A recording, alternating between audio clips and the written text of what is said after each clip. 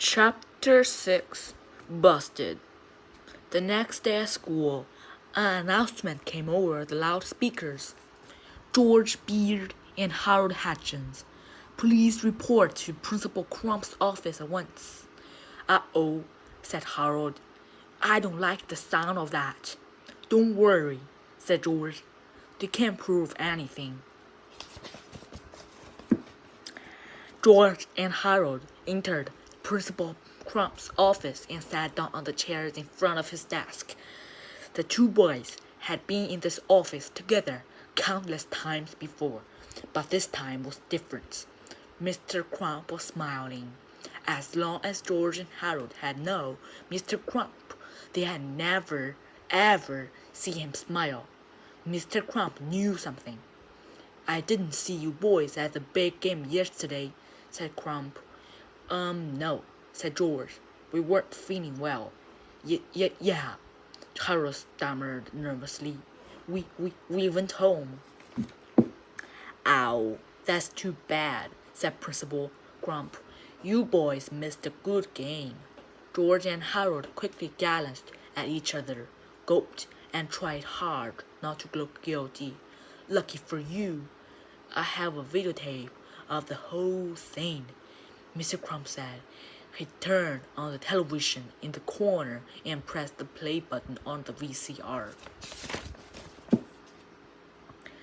A black and white image appeared on the TV screen. It was an overhead shot of George and Harold sprinkling pepper into the cheerleaders' pom-poms. Next came a shot of George and Harold pouring liquid bubble bath into the marching band's instruments. How do you like the pregame show? Asked Mr. Crump with a devilish grin. George eyed the television screen in terror. He couldn't answer. Harold's eyes were glued to the floor. He couldn't look. The tape went on and on, revealing all of George and Harold's behind-the-scenes antics. By now, both boys were eyeing the floor, squirming nervously and dripping with sweat. Mr. Crump turned off the TV. You know, he said, ever since you boys came to this school, it's been one prank after another. First, you put dissected frogs in the jello salad at the parent-teachers banquet. Then, you made it snow in the cafeteria. Then, you rigged all the intercoms so they played Weird Al Yankovic song full blast for 6 hours straight. For 4 long years, you two have been running amok in this school, and I've never been able to prove anything until now. Mr. Crump held the videotape in his hand.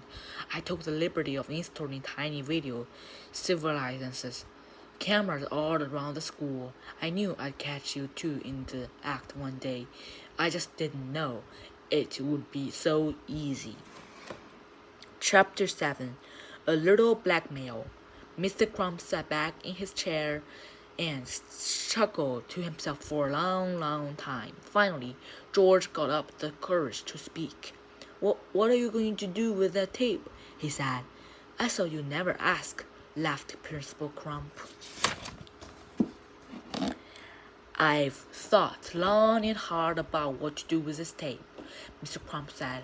At first, I thought I'd send copies to your parents.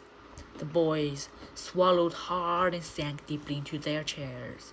Then, I thought I might send a copy to the school board, Mr. Crump continued. I could get you both expelled for that. The boys swallowed harder and sank deeper into their chairs. Finally, I came to a decision. Mr. Crump concluded. I think the football team would be very curious to find out just who was responsible for yesterday's fiasco. I think I'll send a copy to them.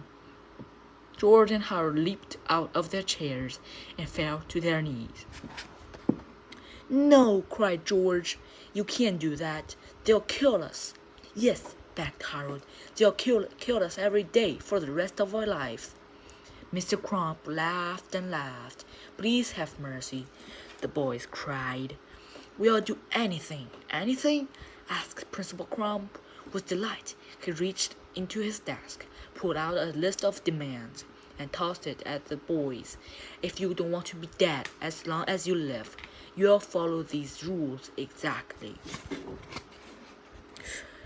George and Harold carefully looked over the list. This is blackmail, said George. Call it what you like, Principal Crumb snapped. But if you two don't follow that list exactly, then this tape becomes the property of the Harvardist knuckleheads. Rules.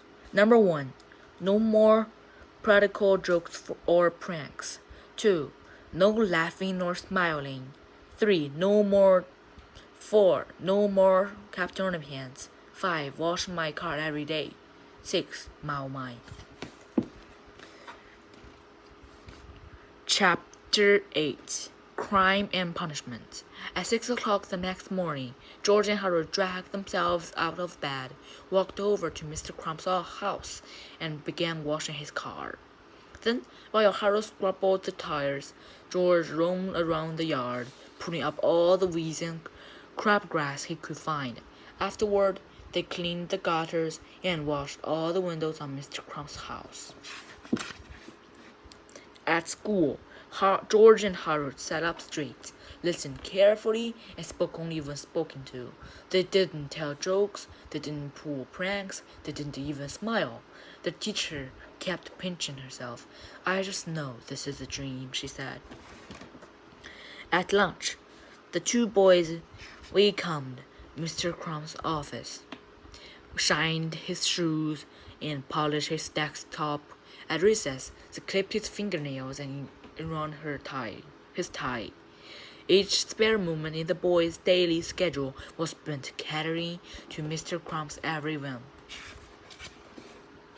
After school, George and Harold mowed Mr. Crumb's lawn, tended his garden, and began painting the front of his house. At sunset, Mr. Crumb came outside and handed each boy a stack of books. Gentlemen, he said, I've asked your teacher to give you both extra homework. Now go home, study hard, and I'll see you back here at 6 o'clock tomorrow morning. We've got a busy day ahead of us. Thank you, sir, moaned the two boys. George and Harold walked home dead tired. Man, this was the worst day of my entire life, said George. Don't worry, said Harold. We only have to do this for 8 more years. Then we can move away to some far-off land where they'll never find us. Maybe Antarctica. I've got a better idea, said George. 3D Hypno Rain. He took a piece of paper out of his pocket and handed it to Harold. It was an old magazine ad for the 3D Hypno Rain. How's this going to help us? Asked Harold. All we gotta do is hypnotize Mr. Crump, said George. We'll make him give us the video and forget this whole mess ever happened. That's a great idea, said Harold. And the best part is we only have to wait 4 to 6 weeks for delivery. Chapter 9. 4 to 6 weeks later. After 4 to 6 weeks of back-breaking slave labor, grueling homework assignments, and humiliating good behavior at school, a package arrived in George's mailbox from the Leo's Wise Guys Novelty Company. It was a 3D Hypno Rain.